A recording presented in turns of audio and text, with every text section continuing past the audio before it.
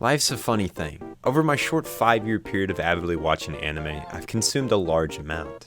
I've seen some great shows, and I've also seen this shit. No! Wait! Hey. Wait! One of the genres that I've always battled for my top spot on my list is the shonen genre. Yes, the rapidly expanding genre that breeds like rabbits in the summer. Shonen is a deep abyss. Regardless, I've gravitated towards shonen ever since I was a young kid. Be it when Naruto would pop up on Adult Swim or Dragon Ball Shonen in late evenings on Nicktoons. I enjoyed the larger-than-life fights that anime was able to provide. But something I've been noticing lately is a big quality jump for shonen anime. From animes like Attack on Titan, Demon Slayer, Tokyo Revengers, the anticipated Chainsaw Man, and the anime of the week Jujutsu Kaisen. All of these shows would have blown my 10-year-old mind out of the water.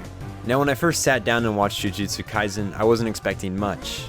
Then I watched the first few episodes and proceeded to finish the entire show in a mere 2 days. Kaisen has taken a unique approach to the shonen genre and play into some of the classic tropes, while also separating itself with the best comedy anime can get you in 2021.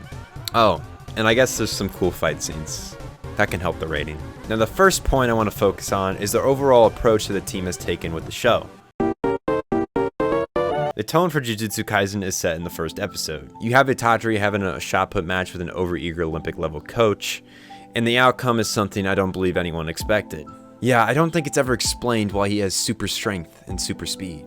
Not too far forward in that episode, we're thrown into a scene where Itachi's grandpa passes and his friends are almost eaten by a demon. Then, after Itachi is possessed by a curse, the comedic relief himself, Gojo, shows up and gives us some light once more. Jujutsu Kaisen can go from 1 to 10 on the edgelord scale and then back to 1 very unexpectedly, and it can be an odd pacing at times. But somehow, it just works.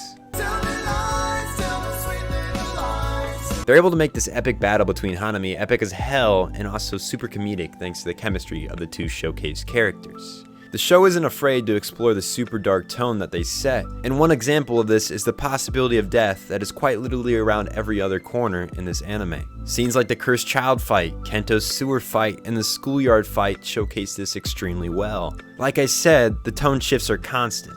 We can go from this 俺会ったことねえんだわ。父ちゃんはうっすら記憶あんだけど、俺にはじいちゃんがいたから。 to this in a mere episode.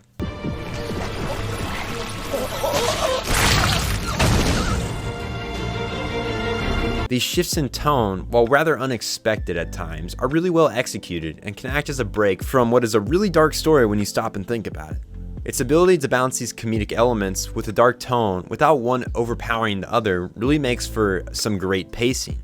You could say that Naruto took a jab at a concept similar to this with Shippuden, but then again it never got super dark and the jokes were never that funny. It's all about timing and the content of the joke and how it's executed on screen. And Jujutsu Kaisen has perfected this formula. I mean, cause I have to say, those bits between Itachi and Todo will forever live in my heart.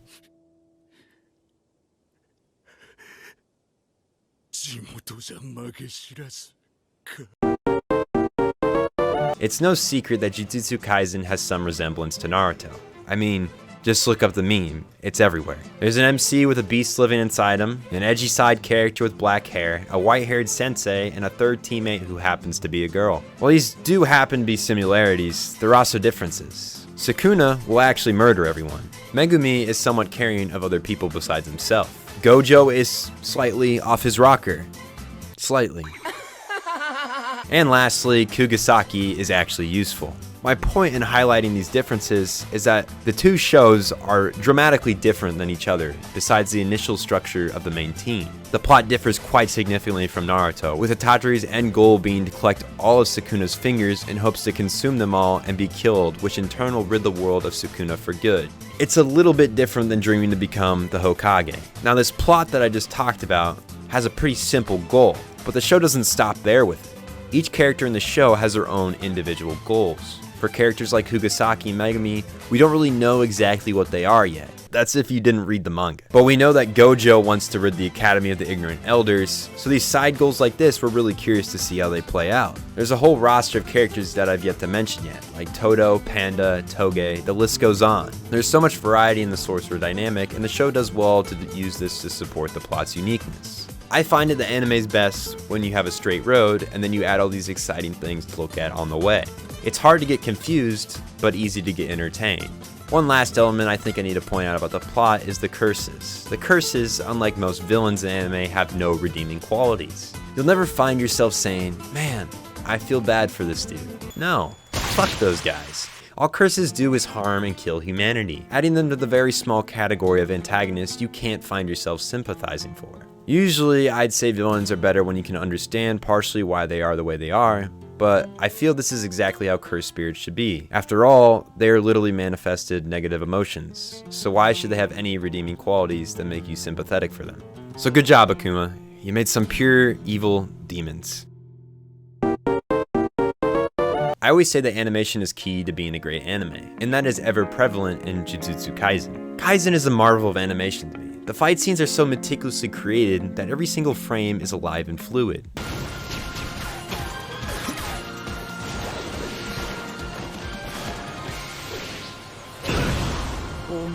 I mean, I could sit here all day and rave about all the cinematic scenes and how expressive the characters are, but I think you get my point from just that scene. Jujutsu is my favorite shonen because of this execution. It balances seriousness with comedy, creates an alluring, straightforward plot with complex story elements, and fast pacing that will never leave you bored. The art, you know, it's just fucking great. I don't think you need me to tell you that. So yeah, that's pretty much it. Jujutsu Kaisen Zero is hitting theaters this winter. Judging by how damn good the show is right now, I can't wait to see what MAPPA does with the movie production budget. I hope you guys enjoyed this week's video content. I'm planning to try something different for the next video, so be sure to look out for that. I'd really like to hear your opinions on it. Overall, thank you guys so much for watching this video. If you like this video, be sure to leave a like and subscribe for more content like this. And with all that said, I hope you guys have a great week, and I'll see you guys next time.